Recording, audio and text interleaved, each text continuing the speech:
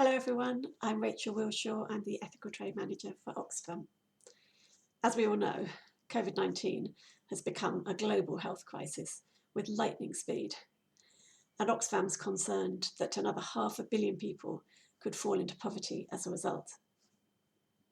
We're calling for a massive investment in healthcare, and to enable that to succeed, we're calling on a ceasefire in conflict zones and a cancellation of debt for the poorest countries.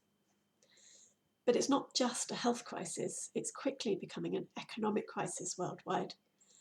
For instance, people working in the informal sector, according to the ILO, and predominantly they're women, they can typically lose 60% of their income in the first month of an outbreak. I think we're also all appreciating key workers more than usual at the moment. And did you know that in the UK, up to half of key workers don't yet earn the real living wage? I hope that's something that changes.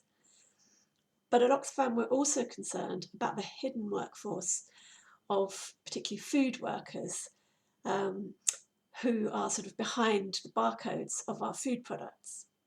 And it's clearly a good thing that more people are beginning to appreciate that food doesn't just appear on supermarket shelves. You know, we're concerned about the cashew nut workers as well as the cashiers. And our research for Behind the Barcodes campaign has shown that low wages, precarious contracts, gender discrimination, these are all the norm in these supply chains and not the exception. We're starting to hear from staff and partners around the world about the impact of the virus on food workers in different countries and the importance of better practice where it can be found. In Thailand, for instance, thousands of migrant workers have lost their jobs because of the lockdown there, but they can't get home to their own countries because the borders are closed. Better employers in the seafood sector are not only putting in social distancing and providing face masks and hand washing stations, but they're also helping workers who don't speak Thai to access government benefits.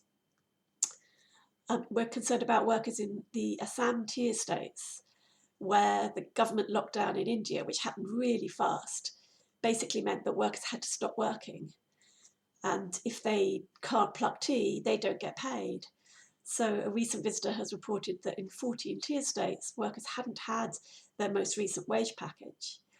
And only one of those 14 tier states was doing the normal rice ration distribution. Just imagine how important that is for those workers at this time. We're also hearing that in Malawi, where we've had a living wage programme for the last 3 or 4 years, our staff are helping tier states put in hand washing stations. And that brings us to the kind of response that Oxfam's doing in response to this virus. It turns out that the kind of steps needed to halt the spread of the virus are precisely the kinds of work where Oxfam is strongest. Water and sanitation, known as WASH, working with partners on the ground, doing awareness raising, doing advocacy. So this has become our top global priority. And that's a challenge because our resources are stretched as never before. In the UK, our shops network has closed, and that's lost us £5 million a month. 2/3 of our staff are on furlough because they can't do their jobs. Big fundraising events like London Marathon and Glastonbury have been cancelled. But we are still ramping up our water and sanitation work in 16 countries. In the UK, we're focusing, I think, particularly on Kenya, Zimbabwe, Myanmar, Iraq, Syria, and Lebanon. And we're keeping going with our Behind the Barcodes campaign. We think that's really important. And many of us are working really hard at the moment to assess supermarkets for the 3rd supermarket scorecard, which is due out in the summer. There's also a lot of debate going on about whether this crisis can act as a catalyst for fairer and more resilient supply chains in the future. What would that look like? And I'm going to leave you with a quotation, which I think is rather appropriate, from a Spanish author called Leandro Herrero, who said, Better to shape a future now that we can than being given one later, one that we didn't want. Normal is not waiting for us. And all of us who are working in ethical trade, I think, can, do the sorts of things he recommends in viral change.